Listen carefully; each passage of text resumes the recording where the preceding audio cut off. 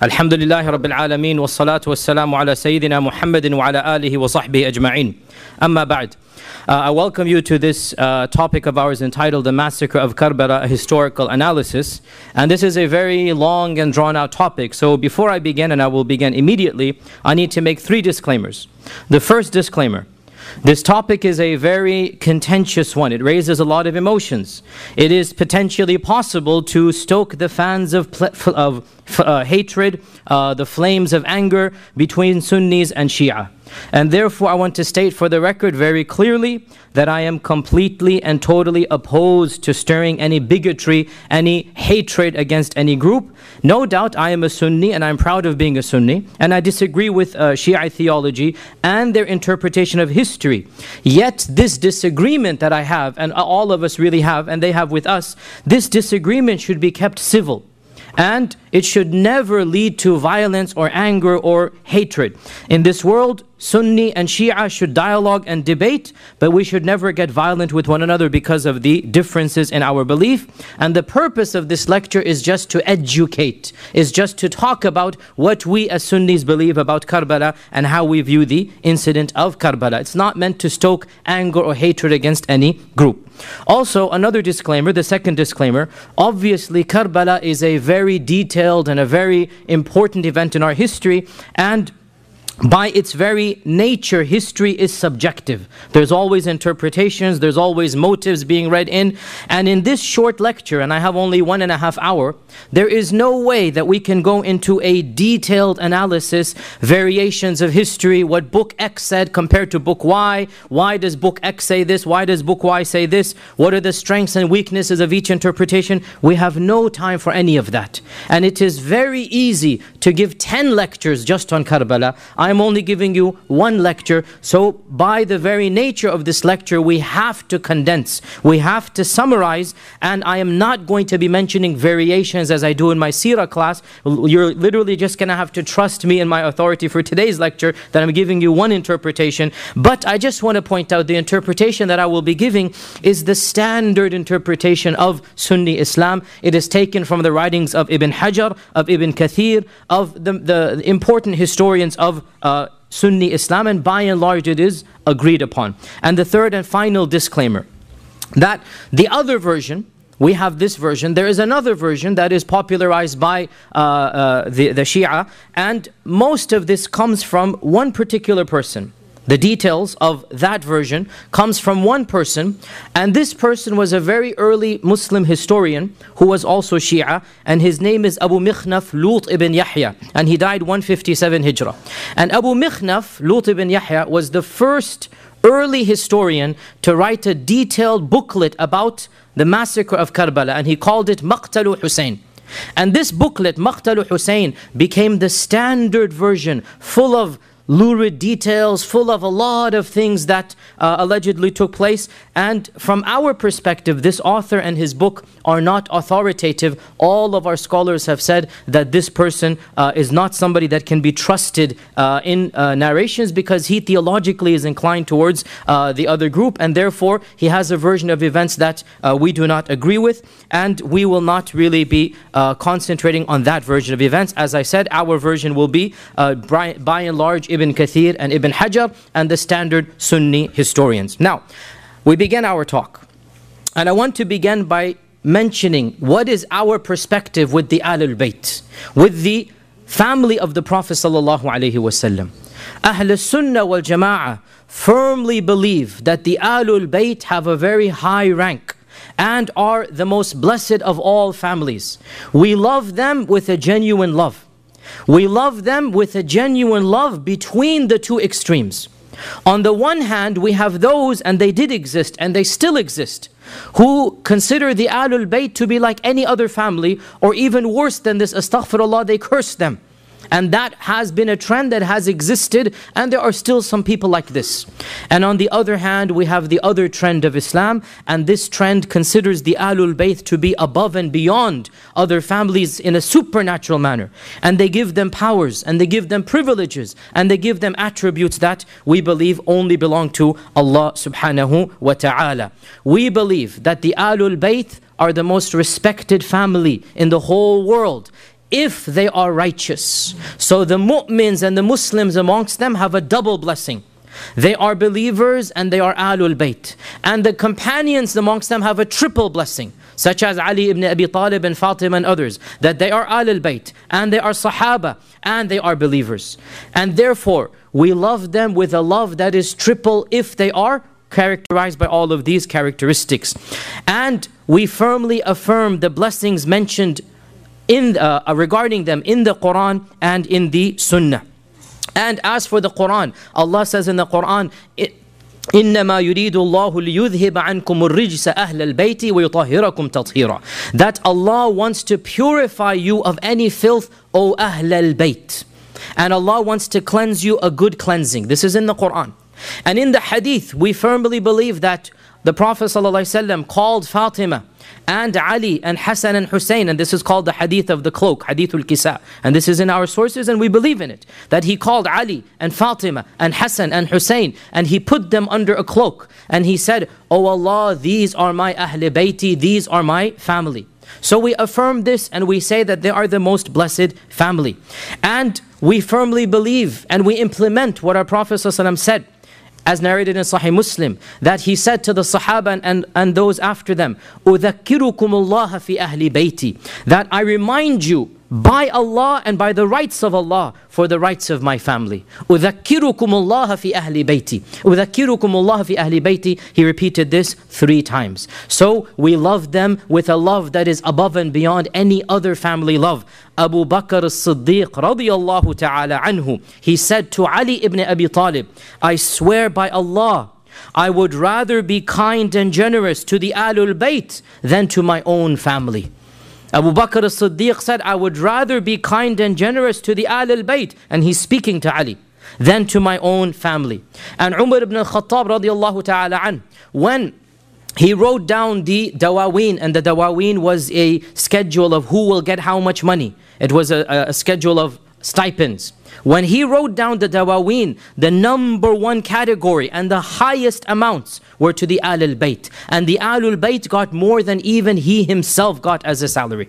The Ahlul Bayt were the number 1 category. And this shows us that the love that Abu Bakr and Umar had for the Ahlul Bayt. And Umar loved the Ahlul Bayt so much that he actually wanted to establish kinship with them. And that is why he proposed to the daughter of Ali ibn Abi Talib. And he married Kulthum binti Ali. There could be no animosity between Umar and Ali when Umar is proposing and Ali is accepting the marriage of his own daughter to Umar. And so Umar married the daughter of Ali. And one of the reasons he gave, he said, "I wanted to have some relationship with the Ahlul Bayt." So we are Ahl Sunnah wal Jama'ah. We love the Ahlul Bayt with the genuine love. And this has been the position of all Sunni scholars of Islam. Ibn Taymiyyah says, "Min usuli Ahl Sunnah," of the fundamentals of Ahl Sunnah is to love the family of the Prophet sallallahu alaihi wasallam. But we also say that if a person is not righteous, if a person is sinful,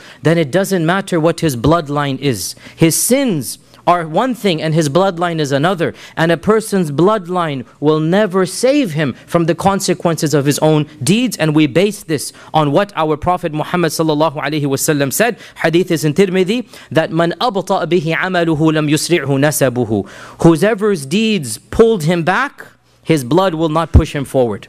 Whoever's deeds pulled him back, his blood will not push him forward. So we say that just because a person is of the descendants of Ahlul Bayt, it doesn't make him an angel. It is possible that some of the Ahlul Bayt will commit sins. And those sins they are responsible for. And historically this has been the case. And to this day, there are dynasties and there are lineages that claim to be Ahlul Bayt. And some of those claims are valid. And we see these people have sins and they have good deeds. Just because a person belongs to Ahlul Bayt does not make him an angel. He can be just like, and she can be like any Muslim with good and bad. When they're righteous, we love them with the double love. When they are other than that, then we say Allah Azza wa Jal will take charge of their affair. Also, there is a fundamental difference between the definition of Ahlul Bayt for us and for the 12er Shia. As for them, primarily the Ahlul Bayt really is the descendants of Fatima. That's really what they concentrate on. The descendants of Fatima, Hassan and Hussein. As for us, We say the Ahlul Bayt, no doubt, is Hassan and Hussein, and they are the gist of the Ahlul Bayt, the crux of the Ahlul Bayt, but the Ahlul Bayt is broader than them. We have many categories of Ahlul Bayt, and first and foremost, by the testimony of the Quran and the Sunnah, the wives of the Prophet ﷺ are inside the Ahlul Bayt. The very verses that talk about Ahlul Bayt in the Quran, that you Ahlul Bayt, the very context is about the wives of the Prophet ﷺ. Ya Nisa an-Nabi, Ya Nisa an-Nabi, Ya Nisa an-Nabi. And Allah says in the same surah, His wives are their mothers. So the wives are from the Ahlul Bayt. Fatima and Hassan and Ali and Hussein are the gist, the kernel, the main part of the Ahlul Bayt. And we also affirm this. But we also affirm Aqil, the cousin of, or the brother of Ali, and Ja'far, the brother of Ali, and their children are Ahlul Bayt. And we also affirm Abbas, the uncle of the Prophet, and his descendants are Ahlul Bayt. For us, all of these lines are Ahlul Bayt, and we are not allowed to give charity to any of the Ahlul Bayt out of respect to them. We do not give zakat to any of the descendants of Fatima and Ali and Ja'far and Aqil and Abbas. All of these descendants for us are Ahlul Bayt, and as for them, they do not really consider the descendants of Abbas to be Ahlul Bayt, and others as well. There's a lot of rivalry between the Shia to Ali and the al-Abbas for historical reasons. For us, the al-Abbas are also Ahlul Bayt. Now, as for Hussein ibn Ali, and he is the subject of our talk today. Hussein ibn Ali was born in Sha'ban of the 4th year of the Hijrah. Less than 1 year after Hassan was born. Hassan was born in Ramadan of the 3rd year.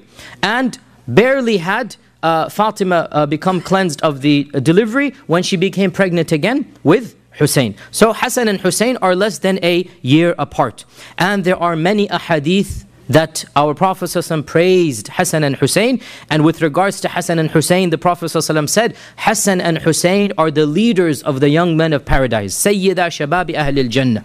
And once he hugged the both of them, and he said, Huma rayhanatayya min ad-dunya. Hassan and Hussein are my two sweet flowers, fragrances of this world. Rayhanatayya, they bring me comfort, they're sweet, they're blessed. These are my two blessings in this world.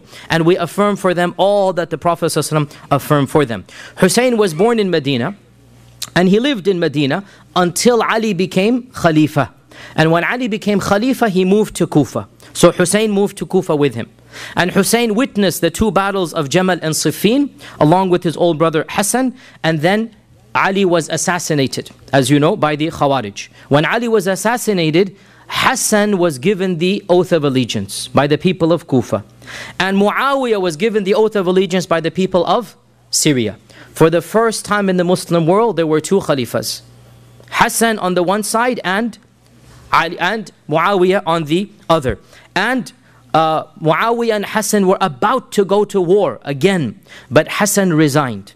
Hassan, after 6 months, he resigned. And he did not want any further bloodshed, and so the Ahlul Bayt returned to Medina after Hassan's resignation, and Hussein moved to Medina, and he lived there until the death of Muawiyah in 60 AH, in 60 after the Hijrah, and Yazid coming to power, after which Hussein left Medina. So Medina, Kufa, Medina, and then he left Medina. And we'll talk about his leaving once we get to Yazid and how he came to power. There is no doubt that Hussein was greatly respected in his lifetime by all of the companions. Abdullah ibn Amr ibn al-As was once sitting in the shadow of the Kaaba, and he saw Hussein coming, and he said, "This man is the most beloved man on earth to the inhabitants of the heavens. There's nobody more beloved to those up there than this man." And this is coming from Abdullah ibn Amr ibn al-As. Now, let's talk a little bit about Yazid and the coming of power to Yazid before we get to now the problems between the two. We are all aware, vaguely, even though many of us have not studied this in detail, that towards the end of the time of the Khulafa al-Rashidun, civil war broke out between the Sahaba. And more Muslims lost their lives in this civil war in Jamal and Siffin than all of the Muslims who had participated in Ghazu against the Kuffar. More Muslims lost their lives in these two wars than all of the Muslims before this time fighting against the Sassanids and the Farisiyun and the Rum. All of those Muslims were less than the Muslims who died in Jamal and Siffin. It was a very traumatic civil war, and the quantity of Muslims that died was just horrendous. Now, as we said, when Hassan came to power in 41 Hijrah, and Muawiyah came to power the same year, the two of them almost went to a third civil war, a third battle. There was Jamal, there was Siffin, there was going to be a third battle, bigger and more horrendous than the previous two.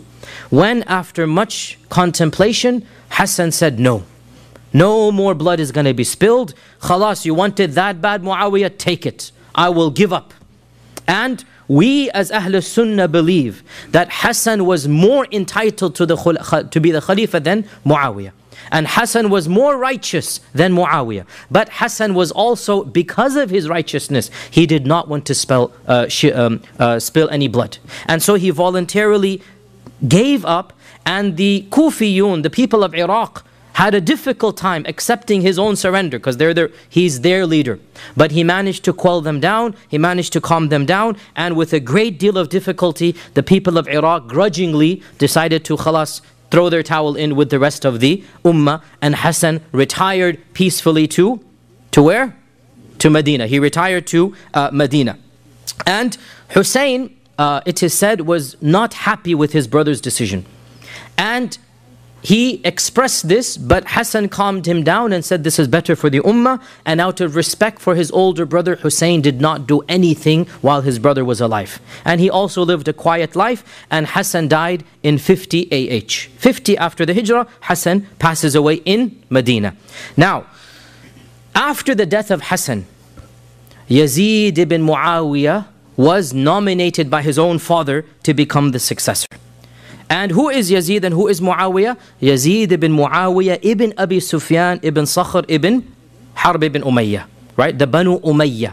And the Banu Umayyah and the Banu Hashim were the most elite of the Quraysh. And even though they were cousins, there was also, as always the case between cousins and brothers, some type of rivalry between the two. And this is known throughout the seerah, and that is why when the Prophet ﷺ conquered Mecca, he made the house of Abu Sufyan one of the most noble houses, to give the honor to the Banu Umayyah, to give them the izzah that they wanted. And Abu Sufyan is, of course, Yazid's grandfather, right? Abu Sufyan is the leader. The Badr took place because of Abu Sufyan's caravan. Uhud, he was the leader, Abu Sufyan, right? So Abu Sufyan's grandson is Yazid. Abu Sufyan's son is Muawiyah. Muawiyah's son is Yazid. Yazid, by unanimous consensus of all the scholars of Islam, is not a Sahabi. He's not a companion. He was born in the year 26 Hijrah. 26 after the Hijrah. So more than 15 years after the death of the Prophet sallallahu alaihi wasallam. And the first thing that we hear about him as a young man was that his father put him in charge of attacking the famous Roman city of Constantinople, Qistintiniya, which is now called Istanbul, the city of Constantinople. His father Muawiyah put Yazid as a young man in his 20s in charge of the army that will attack Constantinople in the heart of the Roman Empire. And it was in this battle that Abu Ayyub al-Ansari passed away. And that is why to this day Abu Ayyub al-Ansari, his grave is in one of the suburbs of Istanbul. To this day Abu Ayyub al-Ansari, his grave is in the suburb of Istanbul. Because it is said that when Abu Ayyub was about to die, he told Yazid that charge in as far as you can go, and wherever you get, just bury me there as close to the walls of Constantinople as you can. And that's exactly what Yazid did, that he charged in as far as he could go, and he then buried Abu Ayyub al-Ansari over there. Now, not ironically, but very interesting, Hussein actually participated as well in this ghazu. So Yazid and Muawiyah are on the, Yazid and Hussein are on the same side, fighting against the Romans, and yet history would have a different turn 30, 40 years later. Now, there's also a hadith, by the way, that we need to be aware of about this incident, and it is reported in Bukhari. Our Prophet ﷺ said, the first army from my ummah to attack the city of the Caesar shall be forgiven. أول جيش يغزو مدينة قيصر مغفور لهم. The first army that shall attack the city of Caesar, which is Constantinople, shall be forgiven. And this is really the one blessing that we have to give to Yazid, that he was the leader of this army, and no doubt along with his other issues that we will talk about, and we are fair, we look at the good and the bad, the one positive that he has, and even Imam al-Dhahabi, who is overall very negative of Yazid, he says, with all of his evil, he got this one blessing. And that is the blessing of participating in the army of attacking Constantinople. Now obviously it was not successful and they came back, but it was the first attack on Constantinople. Now Muawiyah, after the death of Hassan, decided to nominate Yazid to be the Khalifa after him. And this issue has a lot of talk, pros and cons, which is beyond the scope of this class. And the bottom line that I will just say quite categorically, and there's no question about this, we firmly believe that there were far more people qualified to be the Khalifa than Yazid. That Ibn Umar was alive, Ibn Zubayr was alive, Hussein was alive, all of these people were alive. And it is something that we firmly believe that these people were more qualified and righteous. And yet, we also believe that it is allowed for a person of lesser stature to be the Khalifa in the presence of those who are of higher stature. This is called Imamatul Mafdul. A person who's of lesser stature is allowed to be the Khalifa. It's not the best, it's not ideal, it's allowed over those who are better than him. And we do not have to agree with Muawiyah's decision. This is a very fundamental point of Sunni theology. We respect the Sahaba in their Islam, but we do not have to agree with every political decision they made. We have to be very clear about this, right? We have every right to say, look, that wasn't the best decision, or that was the best decision. But what we cannot do is to cast aspersions on the niyyah and the character of Muawiyah radiallahu ta'ala. He is a Sahabi. End of story. He did what he did out of some concern for the ummah. Whether he is right and wrong, we have the right to discuss. But we cannot doubt his niyyah, that deep down inside he wanted some benefit for the ummah. And of what the benefits he wanted, which are pretty obvious, he has witnessed the worst civil wars that were caused because of politics. He wants to close this chapter. And so he says, Khalas, let there be no more fighting. My son shall be the Khalifa after me. And he reasoned to himself, if Hassan can become the Khalifa after Ali, and Hassan and Ali are father, son and father, well then, why can't I? And that's his reasoning, but we don't have to agree with it, but we must give him the benefit of the doubt. This is what our religion requires of us. That the Sahaba, by and large, we must consider them to be people who loved Islam and loved the Prophet and are not traitors, but we do not have to agree with their political decisions. The goal was unity, the goal was avoiding bloodshed, and Muawiyah felt, if I nominate my son, nobody can then go to civil war. And so in the lifetime of Yazid, while he's alive, Muawiyah is alive, Yazid's alive, Muawiyah announces, every one of you must agree that after I die, my son Yazid shall become the Khalifa after me. By and large, the bulk of the Muslim world agreed, but Mecca and Medina, the provinces of Mecca and Medina, refused. And Muawiyah let it linger. He didn't really force it too much on them. He just said, inshallah, he probably felt that when I die, they will have to follow along. And in Mecca, there was Abdullah ibn Zubayr, the son of Zubayr ibn al-Awwam. And in Medina, there was the Al-Bayt, Hussein and the other Al-Bayt. And they both felt that they are more qualified to be the Khalifa than Yazid. But in the lifetime of Muawiyah, they didn't do anything political. They just let it be. Muawiyah died in Rajab of 60 AH. So we're going in chronological order here. Rajab of 60, he died. And there were three people that the Ummah was looking at to see what are they going to do. There were three people who had enough clout, enough respect, enough political capability that if they caused a hue and cry, the Umayyads are in trouble. Who are these three people? Number one on the list, and most of us ignore him because he was apolitical. Abdullah ibn Umar, the son of Umar ibn al-Khattab. Abdullah ibn Umar was the senior most Sahabi that was alive at this time. He is the senior most, the most respected Sahabi. Remember, Hussein, his respect primarily is lineage. But he was barely 6-7 years old when the Prophet passed away. Remember, right? His respect is his blood, his lineage, and that is a high respect. But Ibn Umar participated in Ghazawat. Ibn Umar participated in Uhud and all the battles afterwards. Ibn Umar is a faqih, is a scholar, and we're not comparing, no doubt, but each has his, the points. And Ibn Umar was senior to Hussein in terms of experience, age, and basically participating in ghazawat, right? And of course, Hussein is senior in terms of blood. Nobody can deny that. So Ibn Umar was the main person that the Ummah was looking at, and Ibn Umar decided to be apolitical.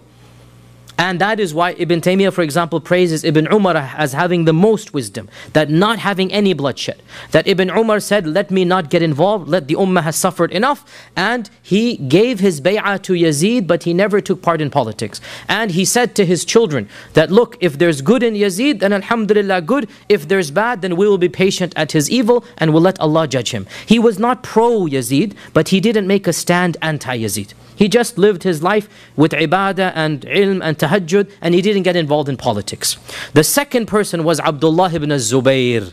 And again, Abdullah ibn Zubayr is senior to Hussein in age. Only in age, obviously, otherwise, he is senior to Hussein in age. And he also has done much. And his father is a Sahabi, his mother is a Sahabi, his grandfather, his whole family is a family of prestige, Abdullah ibn Zubayr.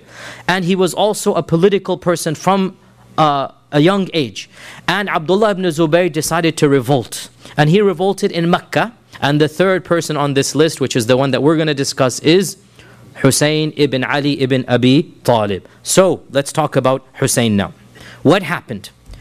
Muawiyah dies. And the governor of Medina knows the tension between Hussein and the Umayyads. So, the governor of Medina calls Yazid to his residence, his house.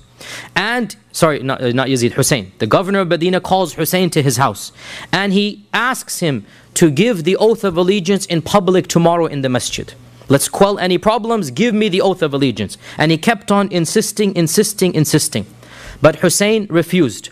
And Hussein, when he saw the pressure coming, he said, okay, give me some time, let me think, let me see what I can do. And the governor was a soft man. We know who he is and everything. He's a soft-spoken man. He was not a very harsh person. And so he let it go. Hussein immediately left to his house and informed his family to pack, and they were leaving in 2 hours. Literally. Like, they're just going to leave the whole city.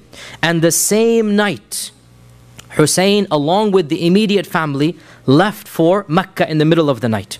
Hussein left for Mecca in the middle of the night, and he made his way to Mecca. Why did he go to Mecca? Because Mecca was relatively less under the control of the Umayyads. There was still a little bit more tension. The sympathizers of Abdullah ibn Zubayr as well were over there. And therefore, he wanted to go to Mecca in order to flee the stronghold of Medina. So within the same night, he fled to Mecca. News became public that Hussein had fled. And he had not given the oath of allegiance to Yazid, the governor, which is Yazid, meaning, the governor on behalf of Yazid. And when this spread to Iraq, the people of Iraq, and in particular the people of Kufa, they rejoiced because they were waiting for rebellion. The people of Kufa were never happy with the Umayyads. And when they heard this, it was now Ramadan of 60 Hijrah. So now it's Ramadan. So the message comes to them that Hussein has refused the allegiance. Their hopes soar. And they start sending letters and delegations to Hussein in Mecca, telling him that the time is now ripe. We will be behind you. Come and we will fight against the forces of the Umayyads. And it is said in our books that more than 60 messages came to him from the people of Kufa. On a daily basis, people kept on sending. Every tribe, the tribe of Kinda and the tribe of all of the major tribes of the region of Kufa, they sent their representatives and they're telling him that come over, we need you to lead us against the rebellion against the Umayyads. And they sent many promises and threats as well. The threats being that, look, we're not even going to pray Jumu'ah until you come. What is the issue of praying Jumu'ah? Praying Jumu'ah was also a political act in that the Khalifa or the governor led Jumu'ah prayer. Right? So in those days, the governor was the one who led Jumu'ah prayer. And therefore, by not praying Jumu'ah, you are sending the message, we don't consider you to be legitimate. We're not going to pray behind you. So they sent a message to Hussein, we're not even praying Jumu'ah until you come. And that's the message, like, you had better come, we are desperate for your attention. And lists upon lists of noblemen signed their names that come and we will be with you fighting against the Umayyads. Now, remember the city of Kufa. What is Kufa? Kufa was a very unique and peculiar place. And in the year 37 It was the year that Ali shifted his caliphate to Kufa, and ever since that time, Kufa became the place of sympathy for the Ahl al-Bayt. And it was in Kufa that the political movement known as Shi'ism began. Let me repeat. It was in Kufa that the political movement known as Shi'atu Ali began. In the beginning, it was a political movement. No theology, no aqidah, no cursing of the sun, nothing like this. It was just politics. We think Ahl al-Bayt should be the Khalifa. Right? And this, they call themselves Shi'atu Ali. Ali himself had a lot of trouble with his own Shia.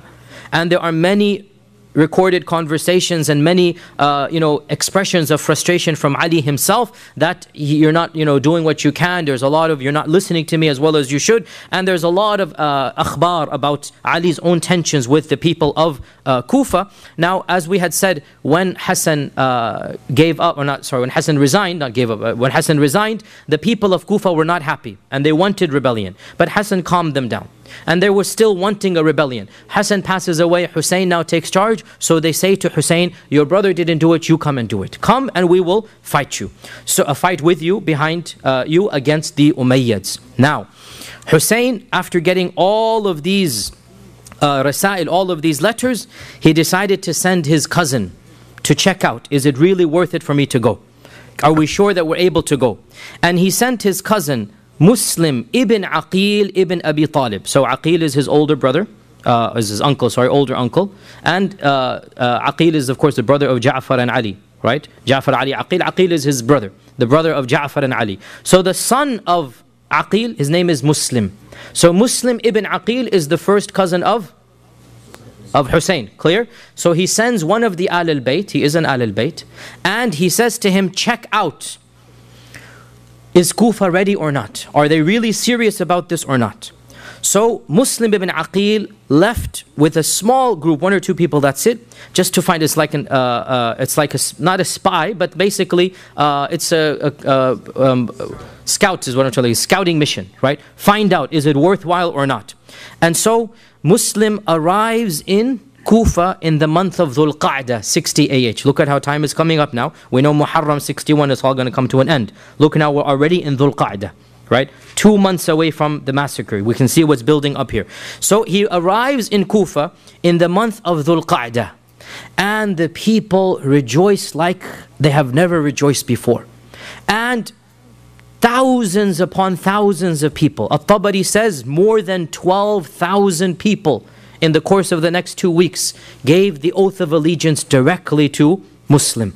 And when you give the oath of allegiance, this basically means, khalas, we are with you. End of story. No matter what happens, you are our leader. They gave the oath of allegiance to Muslim on behalf of Hussein, basically, that we're on the side of Hussein. And these 12,000 people, they represented the bulk of Kufa. Over 30, 40,000, so because each one is representing a mini tribe. So every person who shakes the hand, there's 10 people, 15 people behind him. You get the point here, right? This is how they would do the bay'ah, that the leader or the elder would come and give the bay'ah. So the bulk of Kufa, 30, 40,000 people have now claimed that we are with Hussein. Muslim ibn Aqil is overjoyed. He's never seen this enthusiasm and support. And so he writes back a letter that you can sense his excitement. And he writes to Hussein that all of the people of Kufa are behind you. So as soon as you get this letter, do not delay, come immediately. He's excited. He's seen all of this. The people are just buzzing with excitement. So he says, okay, we are going, as soon as you get this letter, come forth, do not delay, and make your way to Kufa. Now, we're going to talk about the letter in a while. Let's finish up the story of Muslim. What happens to Muslim? Okay. So he sends this letter sometime in Dhul Qa'dah, the end of Dhul Qa'dah of 60 AH. Now, rumors of all of this, you cannot hide this from the people. Eventually, it reaches Yazid in Damascus. Remember, Yazid is in Damascus, Hussein is in Medina, and his supporters are in Medina and Mecca. Hussein is in Mecca right now, sorry. And his supporters are in Kufa, right? So remember the basic geography here. Now, rumors of this beginnings of an uprising eventually reach the ears of Yazid. And so, Yazid, the first thing that he does, he sends in the most vicious politician he knows. Get rid of the mediocre or the average guys. I want the shrewdest, the most vicious, the one who's going to solve it. And that was a person who's infamous in early Islam, and his name is Ubaydullah ibn Ziyad ibn Abihi. He's known as Ibn Ziyad. He's known as Ibn Ziyad. And Ibn Ziyad was really a Machiavellian politician. He got the job done regardless of the costs. He was loyal to the Umayyads completely at this time. And his only goal in life really was to rise in the ranks. He just wanted to do whatever was the job and basically rise in the ranks of the era of politics. And nobody really has any respect for Ibn Ziyad amongst the historians in terms of his morals, in terms of his political abilities. No doubt he was shrewd, that's why he was put in. So the first thing Yazid does, he gets rid of the governor of Kufa, who was actually, again, a gentle, nice person by and large, gets rid of him, says, you get out of here. And he sends Ibn Ziyad with an entourage, a grand total of 17 people. That's it. Ibn Ziyad doesn't need an army right now. He needs brains. He sends Ibn Ziyad with a grand total of 17 people. So Ibn Ziyad was well known, as we said, to be vicious. He was also rash and hot-tempered, and he was also very young. He's going to become the governor of Kufa, and do you know how old he was? 28 years old. And young men, generally speaking, are very rash. Young men don't act wisely. Right? Young men are quick in their temper and their anger, and at this young age, Yazid is putting him in charge of the situation, and there is no doubt this was one of the most dangerous decisions that really led immediately to Karbala. And that is putting this young, tempestuous, basically overzealous person in charge of the whole situation. So Ibn Ziyad enters Kufa in the month of Dhul Qa'dah, 60 AH. And he tells the governor, basically, here's the letter of your resignation. You get out, I'm in charge now. Right? I'm going to deal with this. And it is said he entered Kufa after Fajr prayer, and he entered Kufa with the turban around his face, as they would typically do. And when he entered in the middle of the, basically not middle of the night, but early morning, and he had an entourage, the people thought he might be Hussein. So the people began chanting and praising, Assalamu alayka ya ibn Rasulillah, marhaban. Welcome, O son of the Messenger of Allah. We welcome you, and you have come to the noble place, and. So Ibn Ziyad understood that these rumors are true, that there is a plot, that things are happening here. They're waiting for Hussein to come, until finally one of the entourage, and he's quiet, you can see his shrewdness, he's trying. One of his entourage gets angry and says, shut up, be quiet, this isn't Hussein, this is your governor Abdurrahman ibn Ziyad. And that's when people realized something is going on here, that the plot has been exposed. So Ibn Ziyad takes his residence in the fortress that was the governor's office, and he figures out, what am I going to do now? The first call to order, get to Muslim ibn Aqil.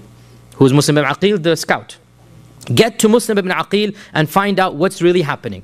But how can he figure out where is Muslim ibn Aqil in this large city? How is he going to get to him? Notice his shrewdness. He takes one of his 17 men, anonymous, that was not known to the people, and he dresses him like a traveler, and he gives him a sack of gold coins, lots of money, and he gives him the plot. You shall pretend that you are Ahl al-Shi'a from Sham. You are Shia to Ali coming from Syria. And you make yourself known to the Shia until you say, I have to hand this money to the one in charge. This is an amana.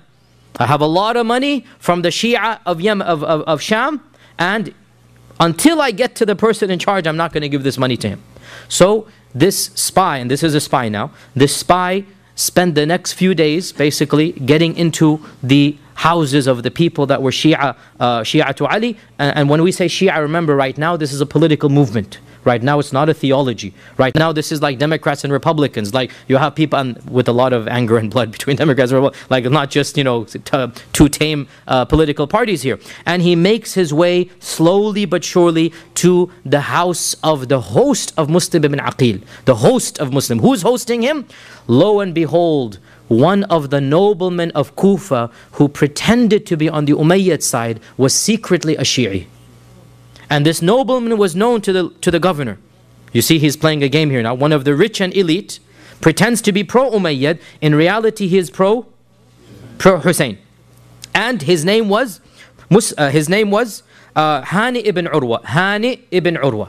So Hani ibn Urwa was one of the noblemen, the leaders. He was like if you like, consider him to be, in our days, it would be like a senator or a congressman of the city. Like, he's known to everybody, and publicly he's pro-Umayyad. And he's visiting the governor's mansion every few days, right? Sipping tea with him. But in reality, he is pro-Shi'i. He's pro-Hussein. So lo and behold, this spy uncovers that Hani ibn Urwa is the main person organizing it. And Hani insists, you have to hand it to me. I'm not going to let you see Muslim ibn Aqil. Hand it to me. So he hands him the money. Because now he's figured out this is the head. Right? Soon as he hands him the money, he then basically slinks away, disappears, goes and tells Ibn Ziyad. The culprit is Hani ibn Urwa. He's the brains. And so Ibn Ziyad calls Hani to his residence. And after the civilries are over, Ibn Ziyad tells him, you are the one who is housing Muslim ibn Aqil. Hand me over Muslim and I might forgive you. He denies, I don't know what you're talking about. Then he calls the spy out. And so Hani sees this plot has been exposed. The spy comes out and he goes, I'm the one who gave you the money. Right? You're going to now deny it to my face. So he realizes the plot has been exposed, and Ibn Ziyad takes his spear and causes him to bleed. He doesn't kill him on the spot, and he beats him up. Because in his eyes, he's a traitor. That we thought you were a respected person, it turns out that you're backstabbing us.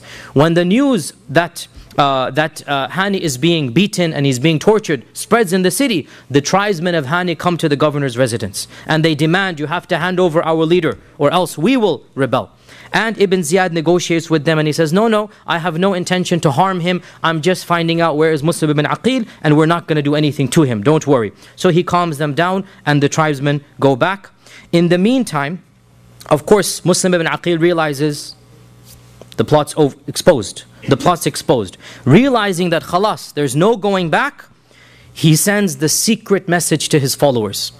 There's a secret code that had been put into place, because again, realize and one of the reasons why later on Shia believed in this thing called taqiyya and hiding and whatnot, they really did go through political repression. They went through a lot of difficult times, so they had to invent a doctrine of hiding, of kitman, of keeping things secret. So he had a secret code, and that code was Ya Mansur Amit. Ya Mansur Amit was the code that we're going to attack. Come to arms and come prepared for battle. This was the secret code. So when he realizes that Hani has been imprisoned in the house of the governor, Ibn Ziyad, he sends forth the cry.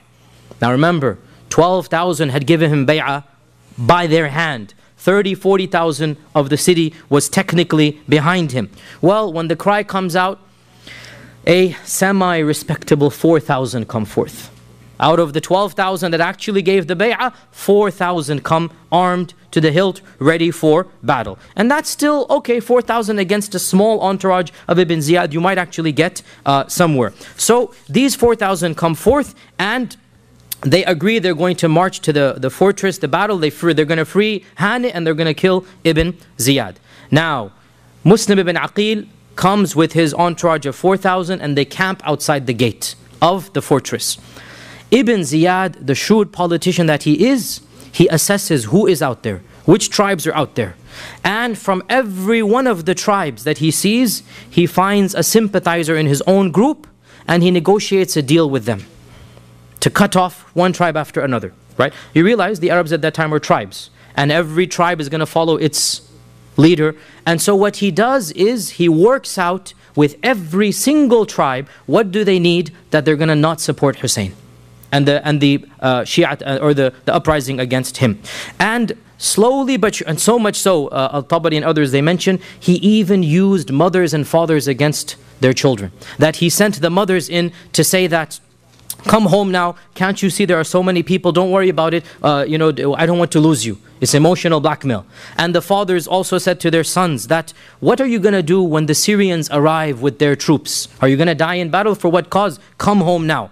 So he used whatever means that he can, and one by one, and in front of his very eyes, Muslim ibn Aqil's eyes, people began deserting the army until within that day, beginning in the morning at 4,000, by the time Asr comes along, less than 70 men are left. From 4,000, and again, remember, they are leaving in droves because Muslim ibn Ibn Ziyad is negotiating with every tribe. And he's sending them bribes and he's doing whatever he can. You stop and I'll give you this. You remove your men and I'll give you that. And with a little bit of bribes, they all dispersed. And by the time Muslim ibn Aqil prays Maghrib, barely 30 people prayed Salah behind him. And when he turned around and darkness has fallen, from 30 it is now 10. And he is obviously fuming and angry, and he is remonstrating with them. How could you have done this and that? Now what are we going to do? 10 people outside the gate, right? And he decides to basically regroup and spend the night in the quarters of the Kinda. The Kinda was one of the main supporters of Shi'atu Ali, the tribe of Kinda. And in those days, the city was divided into different tribes, like each tribe lived in its own area. So he left the fortress and he walked his way back to Kinda with these 10 people. And subhanAllah, under the cover of night, and as he's walking in the alleyways, every one of these 10 slinks away until he literally finds himself alone, discarded, without even a shelter over his head, without even money or food or drink. Like literally to the last man, they abandoned the cousin of Hussein, and that is Muslim ibn Aqil, the grandson of Abu Talib. Muslim ibn Aqil ibn Abi Talib, this is the grandson of Abu Talib. They abandoned him down to a last man. How long did it take them? 12 hours. What would it require? Just money and bribes. That's all was required. And they all disappeared.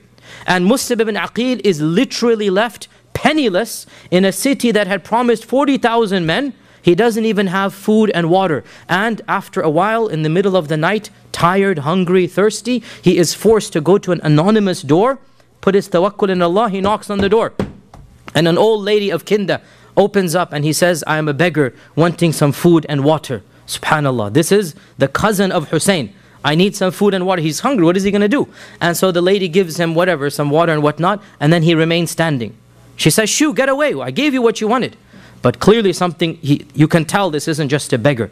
And he decides to risk it. And he tells her, and it's an old lady, he tells her, I am Muslim ibn Aqil.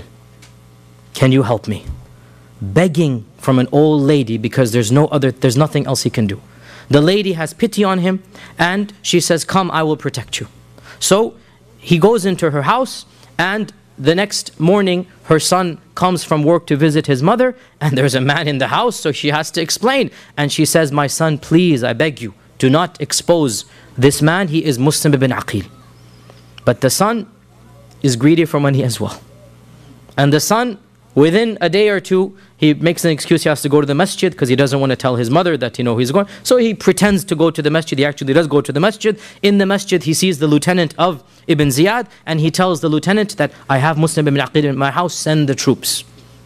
And so the next thing Ibn Aqil knows, his whole house is surrounded by troops. He tries to fight whatever he can, but obviously one man against a convoy, and also they threaten to burn the house down, and he doesn't want to cause harm to the old lady. And so he exits and he surrenders, and one of the people who is famous, but again these names have to just be glossed on, his name is Abdul Rahman ibn Muhammad ibn al-Ash'ath, a very famous Ibn al-Ash'ath, well known to the historians. He was the leader of this entourage to arrest him. He promises him, I won't harm you, even though he was to break the promise. And so he surrenders. Ibn Aqil surrenders, and on his way to the governor's house, Ibn al-Ash'ath, he has a lot of pros and cons, and he has, again, historians have a lot to talk about him, but he did have some soft spot in the end of the day. And Ibn Aqil made Ibn al-Ash'ath promise one thing, just one thing, whatever you do with me, just one thing. Get the message to Hussein that Ibn Aqil has sent you, that he has been taken prisoner, and for all he knows he might be killed, and the message is, get back to Mecca, go away, the people of Kufa will betray you, leave, leave, leave, flee for your lives. This is the message, right? And Ibn al-Ash'ath promised, okay, whatever happens, I will get this message to him, right? Don't worry then, that you have from me. And in fact, as we will see, he did do that. So Ibn Aqil says to Ibn al-Ash'ath, go tell Hussein, he's on his way, I sent him a letter, he must be on his way now. Go tell him that the Kufans have lied, they've betrayed me, and flee back to Mecca and Medina. Do not step foot in Kufa. So later on in that day, after he goes to the governor, and the governor also beats him up and is harsh and rude to him. And that day was the day of Arafah, the 9th of Dhul Hijjah in the 60th year of the Hijrah. So we have 1 year left, or sorry, 1 month left before the massacre. On the 9th of Dhul Hijjah, on the holiest day of the year, Muslim ibn Aqil, the grandson of Abu Talib, the son of the cousin of the Prophet ﷺ, the first cousin of Hussein, he is taken to the highest ramparts on the fortress, and in front of the whole city, he is thrown to his death, to be killed in a humiliating manner. And the last words that he said before istighfar and tahleel and shahada, the last word that he said, "O Allah, you be the judge between us and our own Shia, our own people. They deceived us and they deserted us." He said that's the last thing he said before the kalima and before the shahada. You be the judge, O Allah. They promised, and now here I am, not a single man to defend me. And of course, Hussein is on his way, and he has just now, Muslim ibn Aqil has been killed. Hussein has no way of knowing this now, right? The only letter he got was, now remember, this is obviously before the age of telephones, internet, media. It will take at least 2.5 weeks from Kufa to Mecca, at least 2.5 weeks to get a message there, right? And therefore, Hussein gets the message, come immediately. Khalas, he packed his bags, as we'll talk about, he left, right? He has no idea what's happening in Kufa. The people have been betrayed. His cousin has been killed. The host that hosted him as well was not just killed, but crucified in the city center. And a number of other key players were killed and their bodies put in the city center for everybody to see. And the message is being given that this is what's going to happen if you turn against the Umayyad dynasty. Now remember, Ibn Ziyad had entered Kufa with only 17 men. And the infrastructure basically agreed to follow Ibn Ziyad. He didn't have the police entering. He didn't have the army right now. He didn't have any group. This was an instantaneous message that Yazid sends Ibn Ziyad with a small entourage. It was just the fear of what might happen if they disobey Ibn Ziyad that caused, and of course bribery, that caused all of the Kufans to basically disappear when they were most needed. And this was but a sign of what is about to happen. The killing of Ibn Aqil and the betrayal of Ibn Aqil was just one sign of what's going to happen. Now, all of this took place in Kufa. Let's now go to Medina. What's happening in Medina? Ibn Aqil was killed either 9th or 10th of Dhul Hijjah. And Muslim Ibn Aqil, of course, had sent the letter to Hussein. Hussein has already gotten the letter weeks ago, right before his death, before the death of Muslim ibn Aqil. And he makes his preparation to leave, and he announces that I am going. Now Mecca is a bit safer. The Umayyads don't have that much control over Mecca, so he can make some announcements. The people are more free to do as they please. He makes an announcement, he is going to Kufa. In Mecca, every single one of the senior Sahaba that was alive advised him against it. And we have so many narrations, even in books of hadith, not just books of history. In books of hadith, we have narrations that Abdullah ibn Abbas especially, and Abdullah ibn Abbas is also al-Bayt, right? Abbas is the uncle of the Prophet. Abdullah ibn Abbas is the cousin of Ali, his father's cousin. Abdullah ibn Abbas is way senior to Hussein in terms of age and wisdom and participation in the Ghazawat. Abdullah ibn Umar, Jabir ibn Abdullah comes to Mecca and warns him. Abu Sa'id al-Khudri, every one of the Sahaba that was in the Hijaz, and they heard that he's preparing to basically, because this is a preparation that is going to be war. You're going to Kufa, you're going to have the people of Kufa behind you, and the Umayyads on the other side. This is going to be war. All of the Sahaba were opposed to this. They've been through enough. And they feel that Hussein is being a little bit rash. That he was young when Siffin and Jamal took place. He's not old enough to realize the dangers or whatnot. Hussein, calm down. Hussein, this is not the way to go forward. You're going to cause destruction. You're not going to bring about any good. But Hussein was insistent, and he showed them the letters of the people of Iraq. And he said, look at all of these letters. And he had 2 bags full. Now what are bags? These are the massive bags you put on the camels. These are like huge, leather cases that the camel has one bag on one side, the other bag on the other. He said, look, all of these letters have come from Kufa. Surely I have support. And Jabir said to him, do you not know how they betrayed your own father? Don't you remember the problems your own father had with the people of Kufa? But he said, no, they wouldn't do this now. This is now, clearly they're going to support me. So he left with his family on the 8th of Dhul Hijjah, one day before Muslim ibn Aqil is thrown from the top, right? On the 8th of Dhul Hijjah, he leaves Mecca. And he takes with him his younger brothers. Now, Ali had married after Fatima, and Ali had children that were younger than Hussein. The most famous of these was Muhammad ibn al-Hanafiyyah. Muhammad ibn al-Hanafiyyah is a brother of Hassan and Hussein, but not through Fatima, right? That's why he's called Ibn al-Hanafiyyah. His mother was from the tribe of the Banu Hanifa. And there were other brothers as well that were even younger than Muhammad. And Muhammad is the most famous of them and the oldest of them after Hussein. And he also takes with him his nephews from the other brothers, his nephews from Hassan's children. He takes some of Hassan's children. And he takes as well some of Ibn Aqil's children. These are all young men now. Right? Muslim ibn Aqil has just died. They don't know this. He takes Ibn Aqil's children. And he takes Abdullah ibn Ja'far's children. Ja'far, remember Ja'far? The cousin who died. When did he die? We just did it in the seerah. When did he die? Oh, we didn't do it in the seerah, sorry. Battle of Mu'tah. We're going to do that soon. That's why. The Battle of Mu'tah, he died. Right? Ja'far passed away. These are the sons of Ja'far and the grandsons of Ja'far. So the Ahlul Bayt come forth. The total entourage when they left Mecca was over 100 people. Over 100 people, including women and children. Now, the books of history, Ibn Sa'd al-Tabaqat, he mentions that Muhammad ibn al-Hanafiyyah, his younger brother, went with him walking outside the city, persuading or trying to persuade him to the very last minute that don't go. Don't go, this is not going to bode well for you.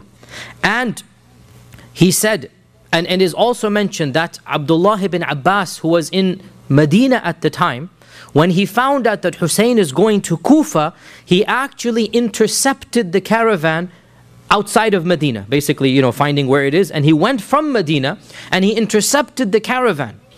One of the senior most Sahaba. And he is also Ahlul Bayt. Abdullah ibn Abbas is also Ahlul Bayt. And both of them, Muhammad ibn Hanafiyyah and Abdullah ibn Abbas, are very senior in the Ahlul Bayt, and they're convincing Hussein not to go. This is going to be bloodshed. And Hussein answers the both of them with a phrase that clearly shows what he has in mind and what his intention was, and that is, I would rather die elsewhere than to open up the door for the haram to become an area of bloodshed. Meaning what? If he remains in Mecca, they'll come to Mecca. And so out of respect for Mecca, I don't want a civil war to take place in Mecca.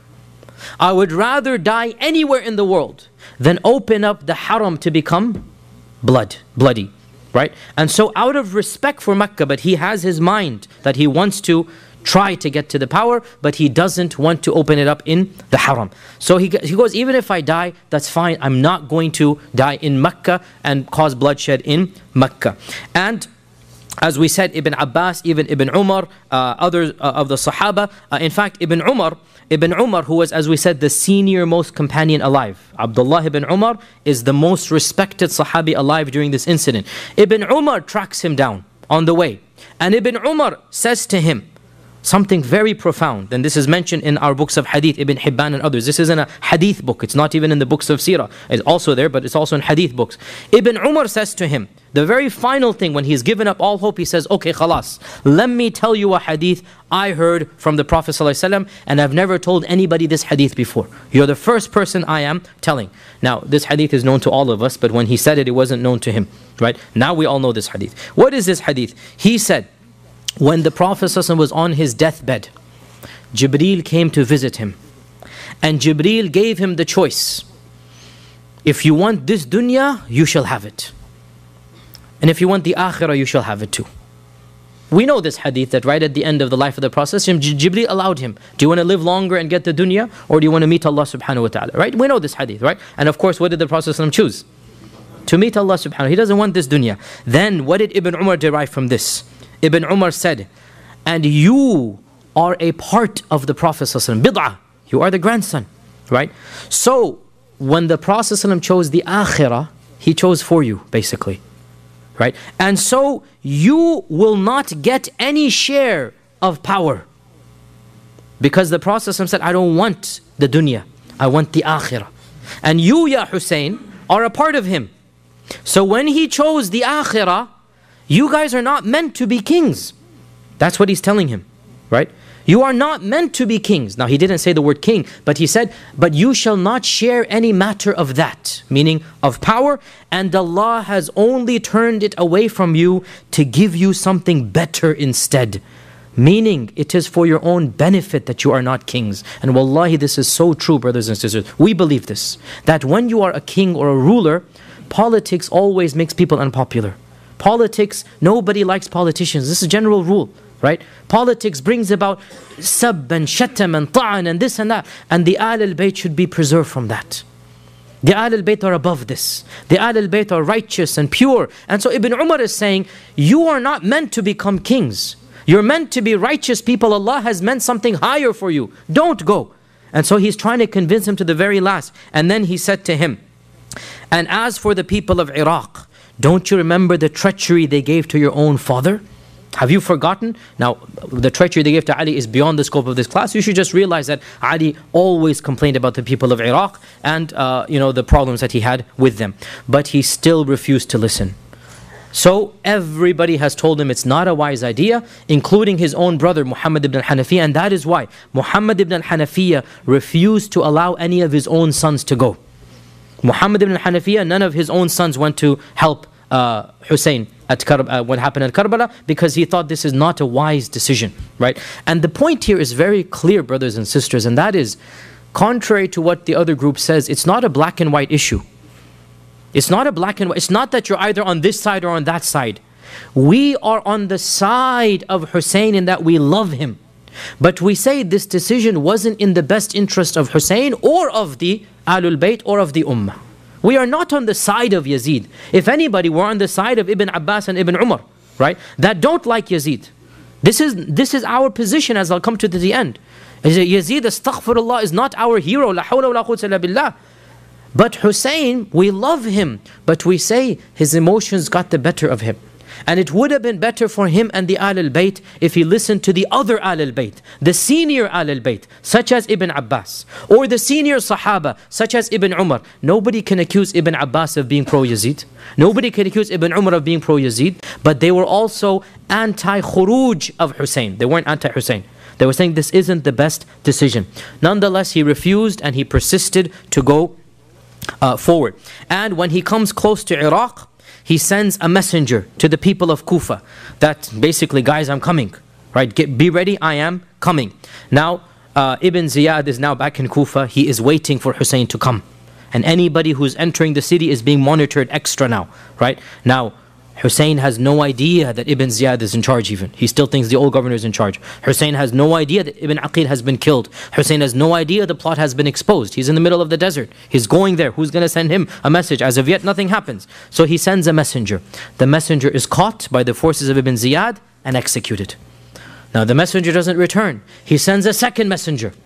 Again, because Ibn Ziyad is on the prowl. Once again, this messenger is caught and is executed. But this second messenger, he actually manages to get the message to the people that Hussein is just coming, you had better prepare yourselves. And how does he do this? As a brave man, that he too was taken to the height of the tower to be thrown away. But the last thing that he said, he shouted out to the people that, "O people of Kufa, Hussein is on his way, he's just about to come, prepare yourselves." So he's still hoping that they might do something, right? So on his way down, basically, he warns them that Hussein is on his way and prepare yourself. Now, eventually, Hussein is very close to Kufa, and it is here that finally Ibn al-Ash'ath's messenger reaches him. Who's Ibn al-Ash'ath? The lieutenant who captured Ibn Aqil, right? He was faithful to this one request. Even though he killed him, he was still faithful. He made him promise that you must send Hussein. So finally, the message reaches Hussein. And the whole episode is now in front of his eyes. Ibn Aqil has been killed. Your followers have, the main leaders have been crucified in the compound, in the middle of the city. And none of the Kufans has supported Ibn Aqil. And you have been betrayed. And the message from Ibn Aqil, flee and go back to Mecca. Do not step foot in Kufa. And he is persuaded now to abandon. Very close to being now. Khalas, there's nobody in Kufa to do it. But now the dialogue begins in his own camp. And remember, Muslim ibn Aqil's own sons are a part of the group. Now their father has just been killed. and they want revenge. And they say, we are not going to go back. We are going to avenge the death of our father. And while this is going on, another person in the party remarks that, "Oh Hussein, you are not like Ibn Aqil. When the people of Kufa see you, there's no way they would abandon you. You are the Sibt al-Nabi, you are Ibn Rasulullah." Ibn Rasul meaning metaphorically, grandson. You are. And so, the anger of the death of Muslim ibn Aqil and the encouragement of this other crowd.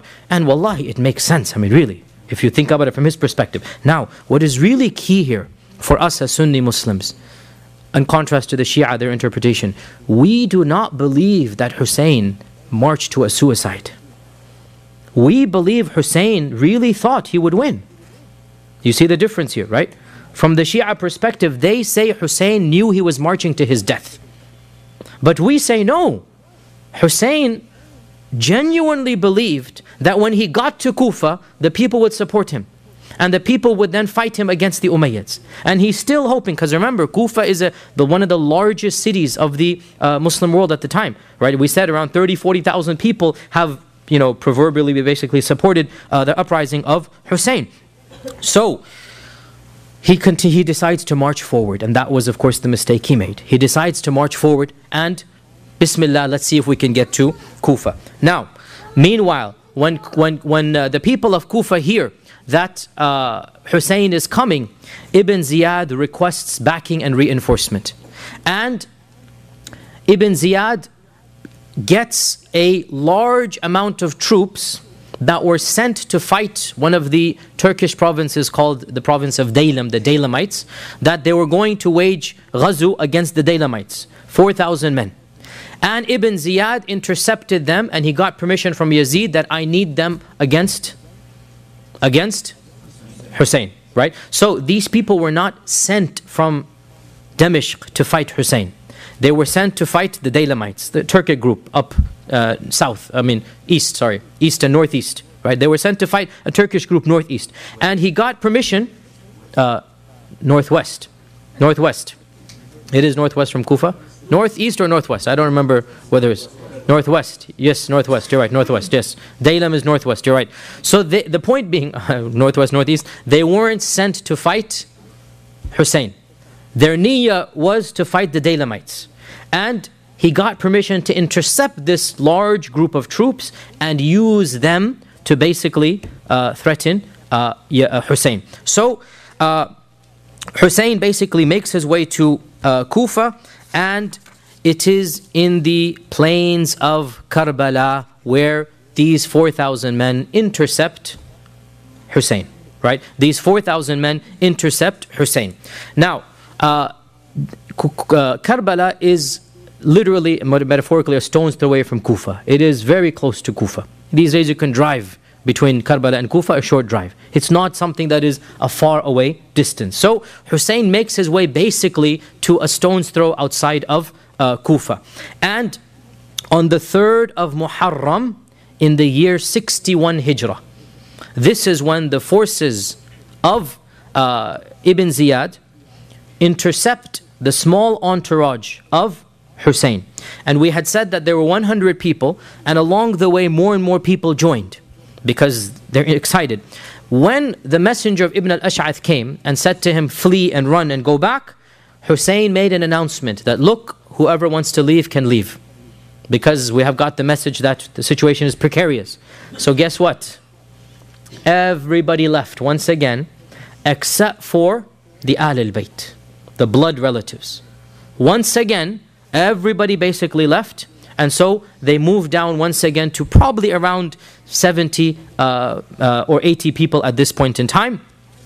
And the leader of the army that was sent to Daylam, the leader of the army was Umar ibn Sa'ad ibn Abi Waqqas. So Sa'ad ibn Abi Waqqas, the famous Sahabi, right? His son is Umar. Now Umar is not a Sahabi, so whatever he didn't do, it has nothing to do with the Sahaba. His father died a long time ago, and this has nothing to do with his father. His father and him are basically two separate people. This is Umar, the son of Sa'ad ibn Abi Waqqas. And Umar is the military commander, so we need to now keep the hierarchy here. The governor is Ibn Ziyad.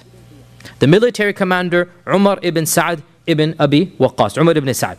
And from the books of history, at least from our version of events, Umar ibn Sa'd, he was reluctant to basically trap Hussein and continue doing what was ordered to be done, but he also didn't stand up and say no. And so this makes him really guilty in his own way, but he wasn't the one encouraging. He basically was, as they say, the loyal soldier, that he tried his best, but he, in the end, did what he was told, and what he was told to do was obviously very wrong to do. Nonetheless, Umar ibn Sa'd intercepts the entourage of Hussein, and this takes place on what day? 3rd of Muharram, 61 AH, right? Now, contrary to the other reports of the Abu Mikhnaf and other reports that the siege lasted for 40 days and Ali was starving and thirst and whatnot, these are, exaggerations that really are very, they're very painful when you hear them, but there's no authenticity to them. The actual siege lasted 5 days. 6 days max, right? The actual siege was not drawn out for weeks and weeks. It's not even possible if you calculate it out. It's not even possible to have a siege that long, knowing that Ali left Medina, Hussein left Medina at this time. He would have reached Karbala at that time. It's not even possible for a siege to last for 40, 50 days at this point in time. The siege, it's not even a siege. It's basically they're stopped and they're surrounded. Call it a siege in its own way, but they're stopped and surrounded on the 3rd of Muharram. Umar ibn Sa'd sends a messenger to Hussein. Why have you come? Why have you left Mecca? And Hussein says, I have come at the invitation of the people of Kufa. And here are their messages. And he has those 2 big bags of hundreds of messages. Here are their messages that I didn't come of my own accord. They don't want the Umayyads. They have asked me to be their leader, and I have come to be their leader. Honest. This is Hussein. He's not going to astaghfirullah, lie or be a coward. He told them the truth. They don't want you. They told me to be their leader, and I'm here to be their leader. And he said to Umar that, and he sees the situation is tense, he says that, look, if they no longer want me, if they have abandoned me as I have heard, then I will abandon them and I will go back as well. Let me go back now. Now that you surrounded me, I don't have an army to fight you. Let me go back. So Umar ibn Sa'd sent a messenger to Ibn Ziyad. Now again, this message is going to take half a day, less than half a day. Go back to the city, come back here. And Ibn Ziyad sends the message back that tell Hussein, tell Hussein, he must come to me in the palace and give me the oath of allegiance on behalf of Yazid.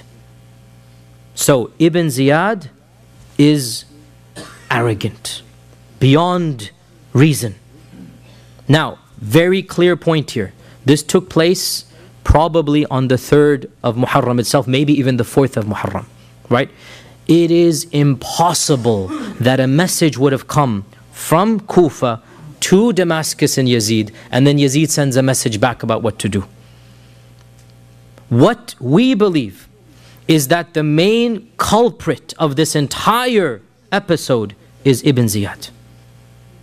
This is the main culprit, that Ibn Ziyad acted impulsively, and we'll talk about Yazid in a while, and he insisted, you must bring Hussein to me. Now what arrogance, who are you? You 28-year-old kid. You're going to ask the grandson of the Prophet ﷺ to come humbly to you after he has said no to Muawiyah directly and Yazid directly. Now he's going to come and kiss your hand? Wallahi, this is arrogance. And we would not expect Hussein to do this. He said, no, I'm not going to do this. I'm not going to go to Ibn Ziyad and kiss his hand and give the bay'ah to him on behalf of Yazid. Right? So, when the message came from Ibn Ziyad, he must come to me. Hussein then says to Umar ibn Sa'd, he says to Umar ibn Sa'd, look, go back and tell him one of 3 options. I give you 3 options, choose whichever you want.